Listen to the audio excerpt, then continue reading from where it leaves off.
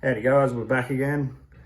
Got a mate here, Mr. Brock Bates again. So we've had a bit of bad news with, I don't know if we're allowed to say it on YouTube or not, but I think everybody knows what it is. But there's been a lot of cancelling of events and distancing from people and all that type of stuff. So the Demolition Derby that I was going to be doing in April, they've canned it. Speedway season's finished in Australia, so that's all gone down the drain. But we've been in contact with a motorsport park about using these cars that we've built, because obviously it's taken, probably like 9 months to build a car.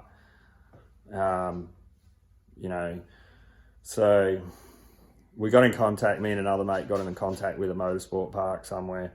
I won't say their name, just in case if we get there and then they say no, but they've said yes, that we can use the car for a track day. We're looking at doing it in the next few weeks. They hold track days every, few weeks, or, every month or something like that. Now there is one on next weekend, but we're not going to be doing that. It's just too soon. We're going to leave it for the next one. Which is going to be the end of April. But so we've had to change a bit of the car. They've said that the ruling for using this car on a track, it has to have working headlights and tail lights.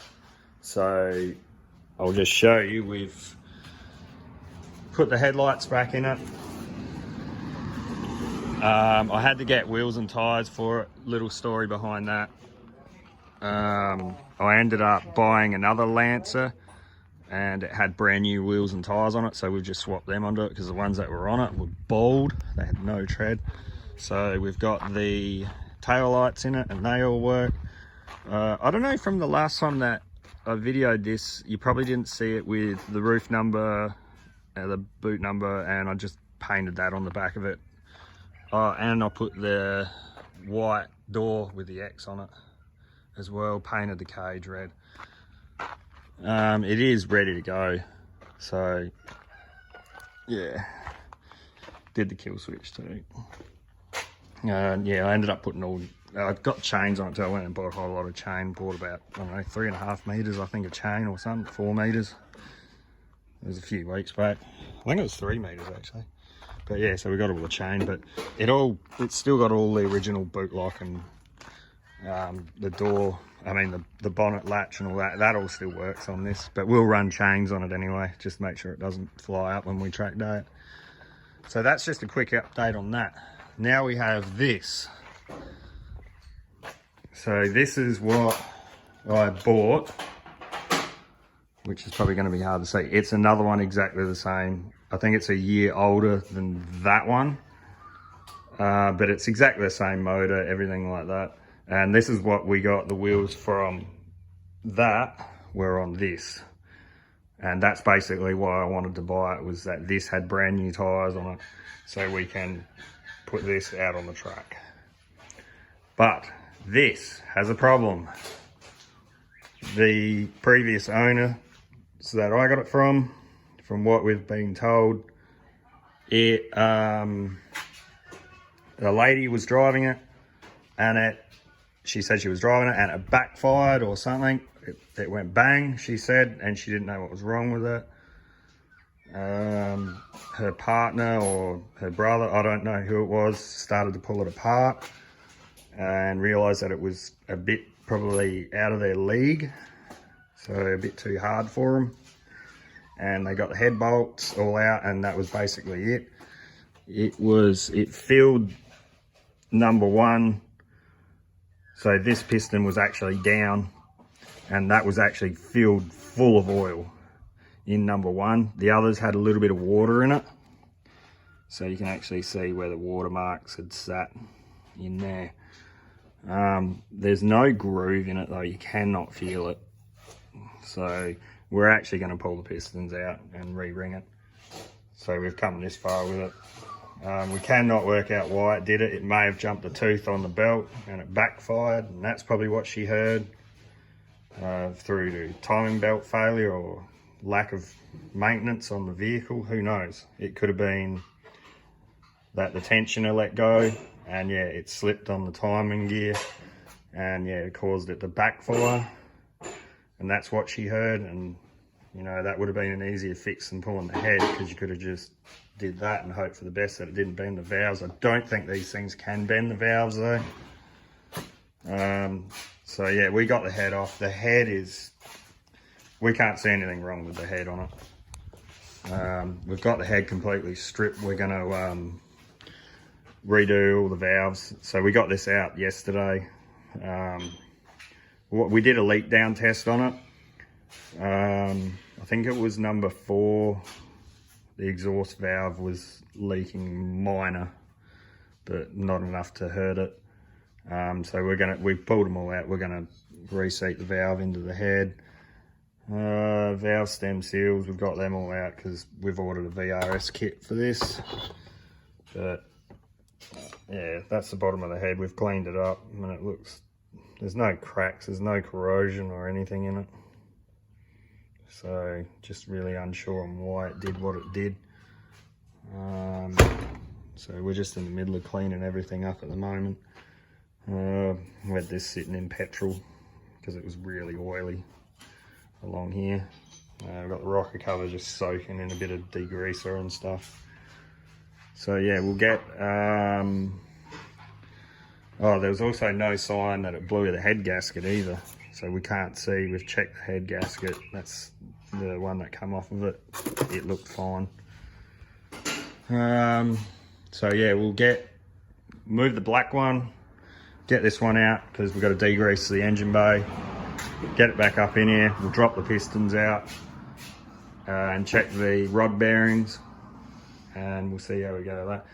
So my friend, you can jump in that Hellraiser right there. That one. Burnout. Okay. Oh, you can go out and do what you want. You can throw it around out on the road. Nah. Rule number 1, you can't get in that side.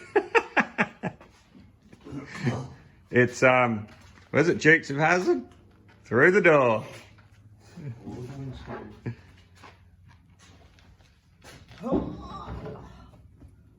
Do you remember how to drive a manual since you have an auto? Yeah, it's just like one of them's a clutch or something. Something like that. It's probably been a while since you drove a manual. It's been a couple of years. Yeah, you probably won't be able to pull that too far.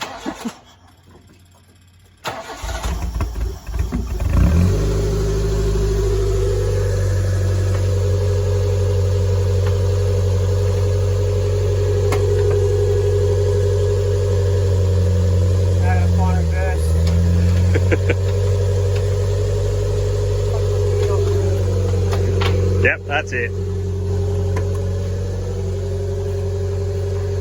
You know the best thing about that, Brock? As long as you don't hit any of our cars, we're fine. You can hit anything else.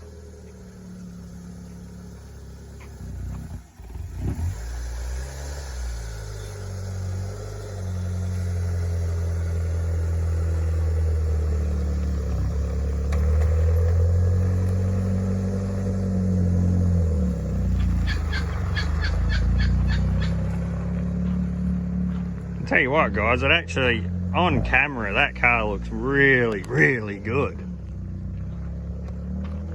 Let me tell you a little story. It is not in real life. It is friggin' horrible. It is rough as guts. But through the camera, it actually looks really good. Look at that, even the reverse lights work on it. Look. See, it all works. Yeah, just leave it there, man. Look, brake lights work. Who would have thought? I better not put it near the entrance way.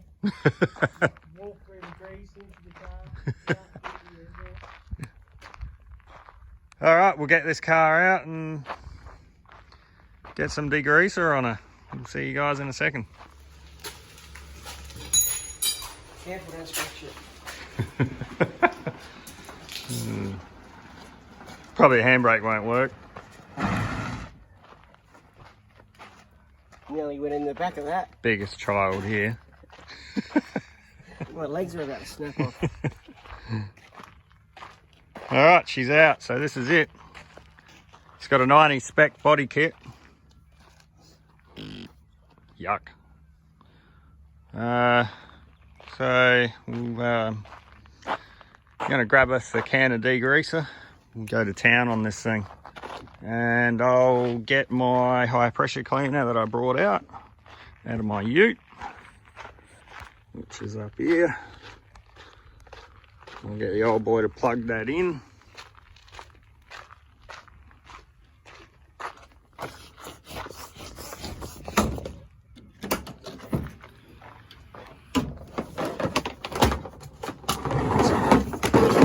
She is. Old trusty.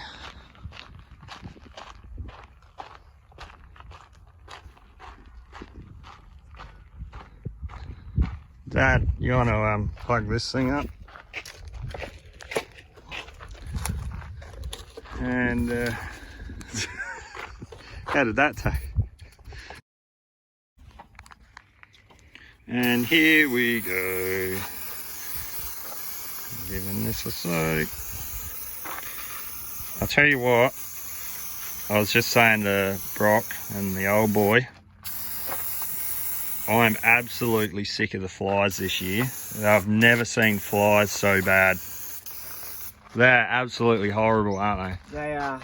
I've heard that if you, one way to get rid of them, like away from your face and stuff, is step in shit. Yeah, just step in shit, and then they stay away from your face. It's pretty much the only way. Oh man, I just had one fly in my ear. Like, they're just everywhere. Look at that one. He's gone. Like, they're on my arms. They're sorry for the cameras going all over the place, guys, but I'll tell you what, they need to forget probably that virus and start trying to work out how to wipe out these little black things and do the world a favour. Alright, we'll get this sprayed off and yeah, you'll see me high pressure cleaning it.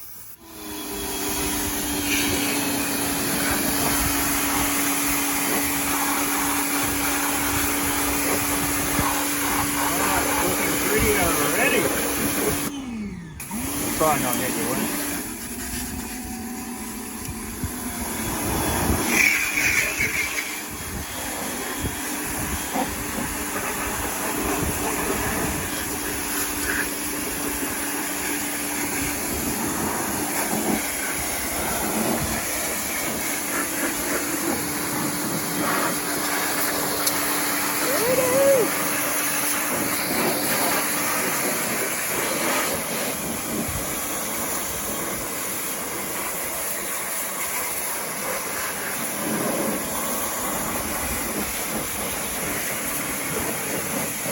Like I said, this has been sitting for years.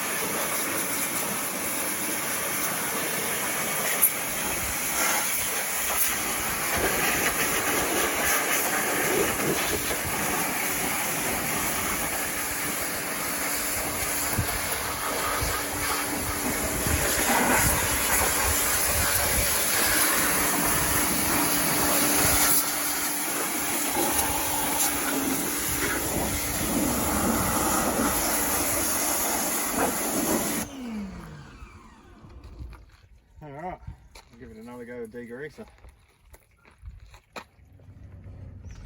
Alright, we got it all washed up. We've eaten probably, what, about 143 flies.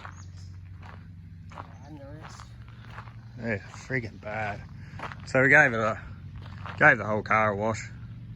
So just to get all the spider webs out from under it and all the dust off of it and stuff. So but it yeah, it cleaned up alright for what it is. It's still a beater though.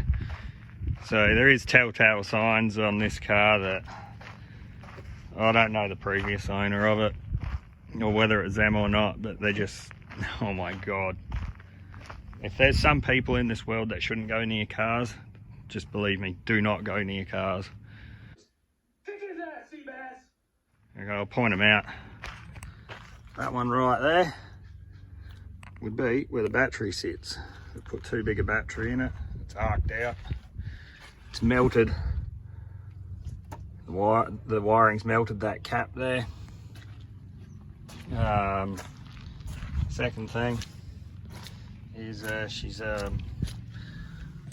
say she's fried some tyres, because that is all rubber. It is everywhere, all through it.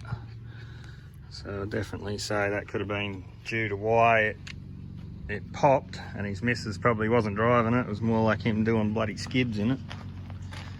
And yeah, it's let go. I'd say definitely what I was saying before, that the I reckon that it's he's over revved it and it's probably jumped the tooth on the timing. And yeah, that was the end of it. So I think we'll end up just rebuilding the whole motor. So yeah, we'll get it up in here and get some more bits and pieces clean for it. Righto, we've degreased it all. The old boy's getting a harmonic balancer off down there. Let's use the starter motor to crack it off. It's easier. So we're gonna get the sump off, pull the pistons out now. I've just been cleaning up the head over here. So just cleaning up the head a bit, just with a brush and a bit of degreaser. So degreaser there. So it's taken a little bit. I've probably been at it for a good solid half hour or so. But I might need to get I want to get all in these valves nice and clean, like in the exhaust ports. So they're getting there. They're nearly clean. So just letting it dry off for a quick minute. And we'll get in the intake ones. We did that side of them. So we'll get that done and we'll show you that when she's finished. Alright, we got the sump off and just banged up number 1 piston. So we'll get a look at him. The bearings actually look pretty good on it. Just put that back on it.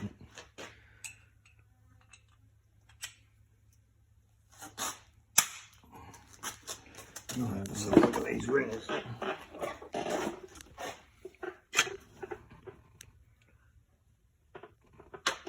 And the crank looks alright, it's got a couple little scuff marks on it. See down in there. She's alright. Let's have a look.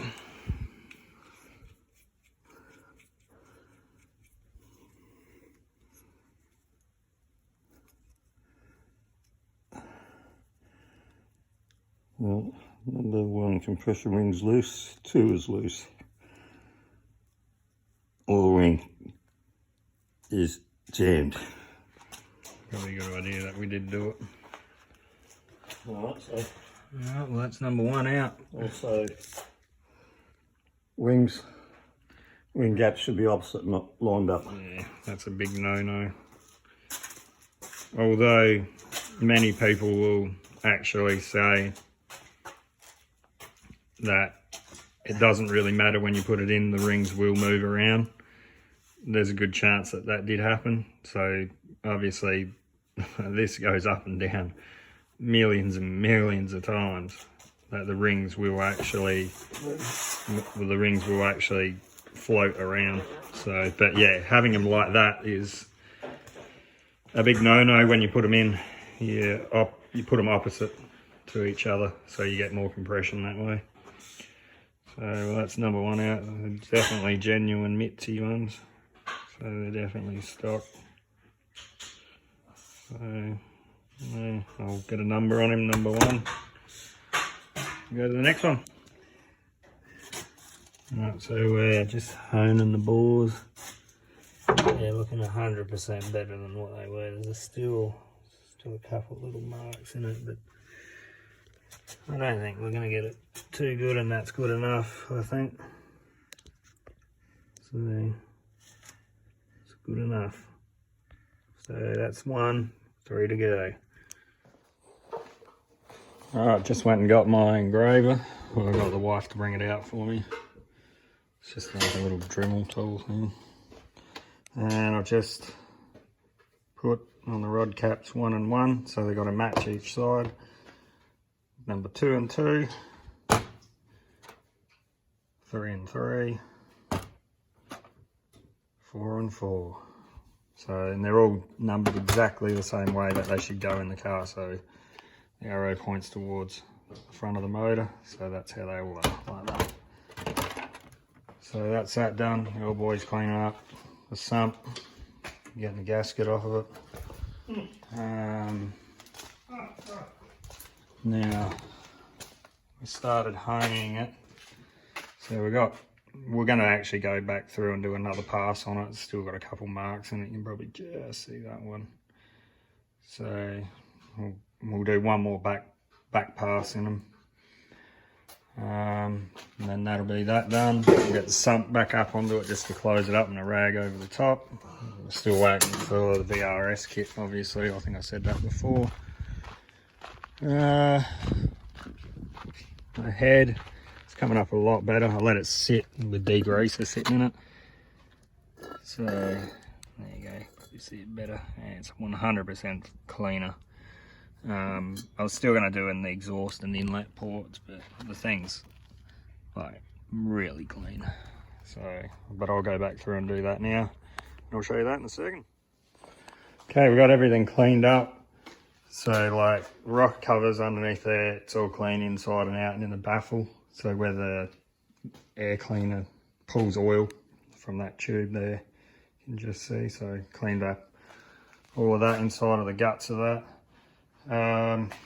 Inlet manifolds all clean inside and out. Intake's all clean, so that's just the air cleaner intake. All the timing covers and dizzy cap. The distributor's clean as well. The head's done, so the head's all nice and clean. That actually took me most of the day to get this thing clean. It took me a good probably 3 odd hours to do it. But it is, yeah, you can see it's absolutely spotless. So inside and out all through the ports. So I just sprayed some RP7 in the valve guides just to make sure that they don't get any type of rust or anything like that in them. While I was doing all that, the old boy cleaned up the pistons. So all in where the rings will sit. They're all blown out. So they're as clean as they'll probably get. All the old rings are off.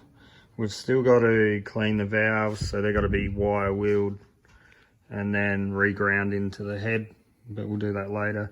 I'm going to pull this thing apart now. If a car's been sitting for a while and then you get them going again, the idle control valve normally gets a bit sticky in them, and the car will like rev up and rev low, rev up, rev low. And yeah, it's just the idle control valve. The other one that's going to be in the demo derby, that had that problem, and I pulled the idle control valve off of it, cleaned it, and sprayed a bit of RP7 in it, and it yeah, I put it back on and it went back to idling like normal. So I'll just quickly do that before I head off home. What else have we got going on there? So we got the block's all taped off at the moment, so no dirt or anything like that can get in there. We've put RP7 in the bore just so it won't rust. We've got the sump all cleaned up and the sump's back on it. So the sump's all clean, and we just whizzed it up there with the 2 bolts just to keep dirt out from the crank. So basically we're waiting on just the VRS kit to get here, and I'm going to order some rings for the pistons. So I'm pretty sure the brand is Hastings rings. Don't quote me on that, but I'm pretty sure that was what I was saying was the brand. So I'll get onto that and get them ordered. Now, in saying that, I don't think any of that stuff's going to be here for well over a week.